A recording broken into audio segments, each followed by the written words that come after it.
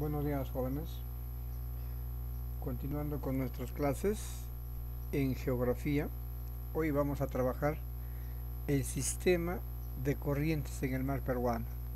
En el mar peruano existe en las 200 millas de mar territorial o en el mar de Grau, que es el nombre con el que se le conoce también a nuestro espacio marítimo. eh, Existe una serie de corrientes marinas, algunas tienen aguas frías, algunas tienen aguas cálidas, algunas se dirigen al norte, algunas al sur. Esas influencian en la riqueza ictiológica de nuestro mar peruano. Ahora, las principales corrientes marinas que existen en nuestro mar peruano son cuatro. La corriente peruana o corriente de Humboldt, que tiene aguas frías, debido al fenómeno del afloramiento, que traen aguas frías, sustancias nutritivas y bastante oxígeno. Eso hace que nuestro mar peruano sea uno de los más ricos del mundo. Tenemos luego a la corriente del Niño, que trae aguas cálidas cada cierta temporada, algunos años, y eso afecta la producción de especies marinas en nuestro mar peruano. Tenemos a la corriente oceánica, cuyas aguas pueden llegar hacia la costa, y tenemos la contracorriente del Perú, que separa las corrientes dentro de nuestro territorio nacional. Entonces son las cuatro corrientes que existen en nuestro país. Tenemos entonces la corriente peruana de Humboldt, es una de la principal corriente. Esta corriente peruana de Humboldt se caracteriza porque tiene aguas frías y forma parte del gran movimiento circulatorio que se observa en el Pacífico Sur, donde está ubicado nuestro mar. Se origina en las cuencas oceánicas a manera de un gran remolino aéreo. Es una masa de aire frío llamado anticiclón. Son de aguas altamente frías debido al fenómeno del afloramiento. Recorre nuestro territorio peruano de sur a norte. Esta corriente de agua fría del fenómeno de afloramiento favorece la fauna marina. Es por eso que somos uno de los mares más ricos del mundo. Esta corriente peruana o de Humboldt forma parte de un gran movimiento circulatorio que se observa en el Pacífico Sur a manera, les decía, de un gigantesco remolino. Va desde la frontera con Chile hasta la punta de Agujas en Piura. Tiene un ancho variable. En invierno llega a las 200 millas y en verano a las 100 millas. Esta corriente viaja a una velocidad de 28 kilómetros por cada día, no por hora, sino por día. En la zona de Piura, en Punta de Agujas, se dirige hacia el oeste, ya parte hacia Australia, completando entonces el movimiento circulatorio de estas aguas. Ahora, ¿cuáles son las consecuencias de esta corriente peruana o de Humboldt? Baja la temperatura en la costa central y sur. Contribuye también a la formación de nubes, estratos grises y de muy baja altitud. Origina el fenómeno de la inversión térmica. Hay pocas lluvias en la costa centro y en la costa sur. Forma neblinas y origina brumas. Indirectamente, estas se forman en las lomas. Ahora bien, la corriente del Niño es otra corriente que existe en nuestro territorio peruano. La corriente del Niño, estos son flujos de agua cálidas que nacen en el Ecuador, en la línea ecuatorial, y llegan en el verano austral, o sea, en diciembre. Directamente viene desde el Golfo de Guayaquil en dirección sur. Penetra a nuestro territorio, a nuestro mar peruano, como una gigantesca cuña entre la corriente peruana y la costa. Llega, al igual que el anterior, hasta Punta de Agujas en Piura. Entonces, Esta corriente, les vuelvo a repetir, se desplaza de norte a sur, mientras la corriente peruana de Humboldt se desplaza de sur a norte. Esto lo hace en forma inversa. Y esto provoca una elevada temperatura, origina fuertes lluvias en la región central del Perú. Puede ocurrir que esta corriente del Niño amplíe su recorrido, y eso que se da cada cierta temporada en nuestro país, cuando ese fenómeno del Niño que vamos a ver ahorita causa grandes estragos en la costa norte. La presencia de la corriente del Niño provoca un ascenso en la temperatura superior a lo normal. En esa temporada llegan a nuestro mar, a nuestro espacio marítimo, especies exóticas. Este aumento de la temperatura provoca el fenómeno del Niño. Y cuando el año o los años que se dan la presencia del fenómeno del Niño, aumenta las lluvias en la costa norte y en la costa centro. Causa grandes inundaciones y serios daños, no solo en la población, sino también en los bienes públicos y en los bienes privados. Y el fenómeno del Niño, ¿qué viene a ser?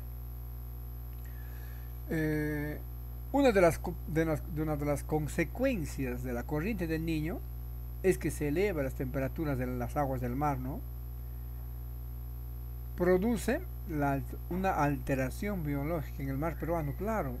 El fenómeno de afloramiento hace que nuestro mar sea uno de los más ricos del mundo, pero cuando se da el fenómeno del Niño, con la corriente del Niño, ocasiona la mortandad del fitoplancton, el alimento principal de esos cardúmenes de peces, de las cuales se alimentan y abundan en nuestro mar peruano.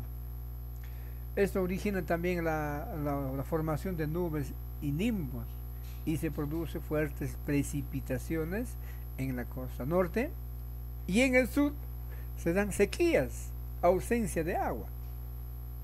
Entonces, esta corriente del Niño causa estragos a algunos años cuando trae sus aguas cálidas a nuestro mar peruano. En cambio, el fenómeno del Niño ya es consecuencia de la corriente del Niño.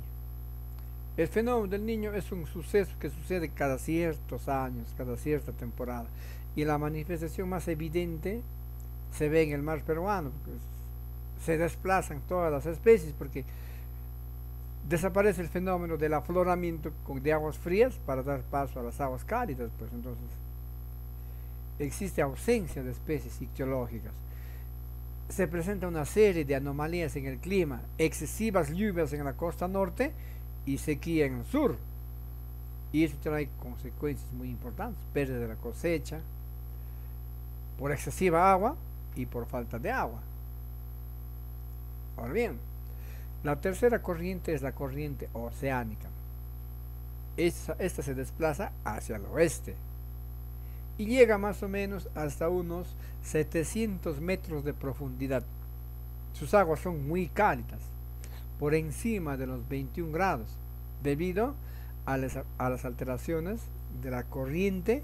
Sus aguas pueden llegar hacia la costa, afectando toda la producción de especies biológicas, ictiológicas que hay en nuestras aguas territoriales. Ahora bien, separa también la corriente peruana de la corriente oceánica. Es muy superficial en verano, cuando la contracorriente es superficial. Esto está muy ligado también a la corriente del Niño.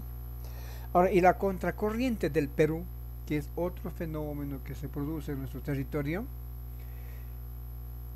esta contracorriente se desplaza en sentido contrario, de norte a sur, y por debajo de ellas. La contracorriente peruana es la responsable principal del fenómeno de afloramiento de aguas profundas. ¿Ves? Ahí salen aguas heladas con bastante oxígeno, con bastante nutrientes para los peces. Entonces la contracorriente favorece. Esto se manifiesta entre los 40 y 400 metros de profundidad. Bien. Ahora bien, tenemos también en la segunda parte de nuestro curso hoy al margen de las corrientes que se dan en nuestro mar territorial, el tratado que tiene nuestra patria con la Antártida.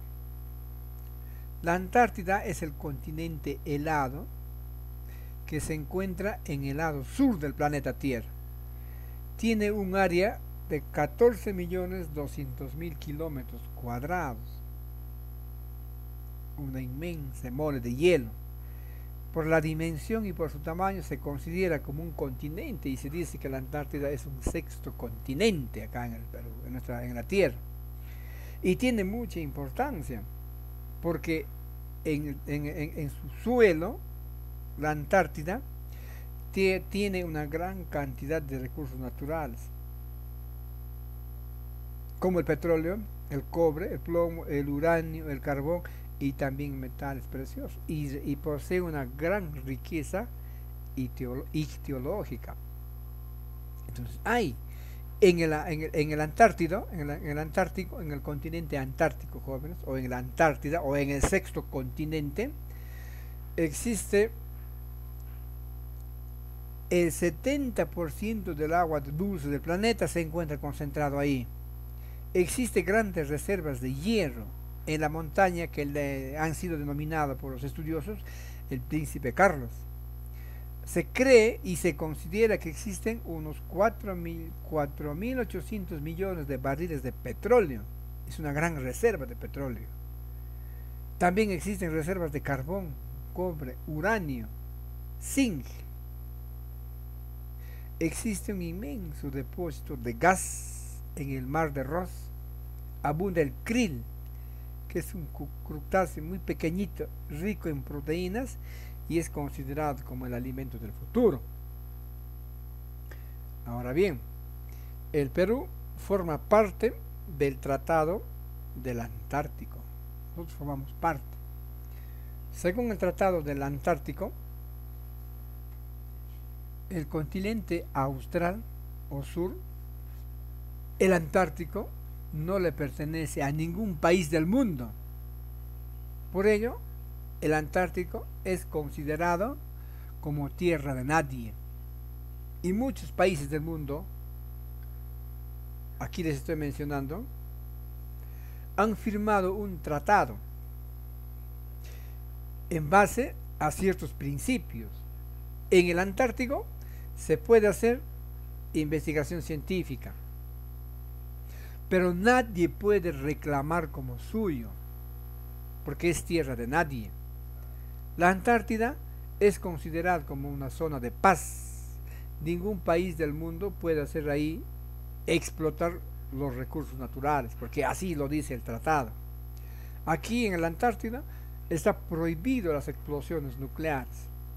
Si hay cooperación internacional para preservar, no se olviden que ya les dije, el 70% de agua dulce se encuentra concentrada ahí.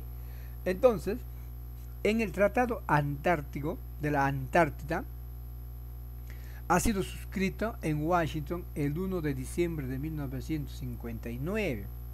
Y los países signatarios y fundadores que han determinado este tratado son 12, ahí les menciono: Argentina, Australia, Bélgica, Chile, Noruega, Francia, Japón, Nueva Zelanda, el Reino Unido, Sudáfrica, la Unión Soviética y los Estados Unidos de Norteamérica. Ellos son los países signatarios, los que han logrado hacer este tratado de intangibilidad de la Antártida o del Antártico. Ese tratado entró en vigencia todavía en 1961, con estos 12 estados miembros, que también son consultivos. Ahora, existen otros países miembros que tienen condición de consultivos y no consultivos. Los países consultivos son Polonia, Finlandia, Países Bajos, o sea, Holanda, Suiza, Suecia, Alemania, Brasil, Uruguay, Italia, Perú, España, China, la India, Corea del Sur y el Ecuador son países consultivos. Y también existen los países adherentes, no consultivos. Entre ellos tenemos Austria, Bulgaria, Canadá, Corea del Norte, Cuba, Dinamarca, Grecia, Guatemala, Hungría, Papúa y Nueva Guinea, la República Checa, la República de Eslovenia, Rumanía, Suiza, Turquía, Ucrania y Venezuela son países adherentes, ya forman parte de este tratado del Antártico. Y los puntos más importantes que se han tratado o que se tratan y ya fueron tratados y se respetan de ese es que no se va a permitir nunca la militarización del continente antártico. Se prohíbe las explosiones termonucleares. El Perú forma parte de ese tratado. Es un país adherente y también es un país consultivo desde el año 1989. El Perú se adhirió a ese tratado del Antártico o de la Antártida el 10 de abril del año 1981 y en 1987 se aprobó y se realizó la primera expedición a nuestra base que se llama la base Machu Picchu y se encuentra en la Antártida, en el espacio que se denomina la isla del Rey Jorge, desde el año 1988 y cada año nuestros científicos van y hacen investigación científica en nuestra base que tiene nuestro país en el Antártico. Ahora, dentro de la importancia del Antártico, se les podría decir, jóvenes, que constituye un regulador del clima de los países que están circundantes a ella. Entre ellos se encuentra el Perú. Ahora, según la teoría de los sectores, le corresponde a nuestro país una parcela donde está construida nuestra base Machu Picchu. También nos hemos acogido al Tratado de Tordesillas como una forma o como un instrumento histórico y legal. Ustedes tienen, jóvenes, a continuación del tema que estamos tratando ahora, un segundo simulacro que por favor léanlo con bastante detenimiento y respóndanlo y por favor me envíen la fotografía de sus respuestas para poder ir evaluándolas y poniendo sus notas, porque no se olviden que de aquí van a salir las preguntas para el examen. Ahora, los países consultivos, ahí los tenemos, y los países adherentes también ya les dije. Y por favor, copien las fichas en sus cuadernos y estudien. Y estamos, creo yo, cerca de las evaluaciones. Hasta aquí llegamos los jóvenes y muchas gracias. Nos vemos en la próxima clase.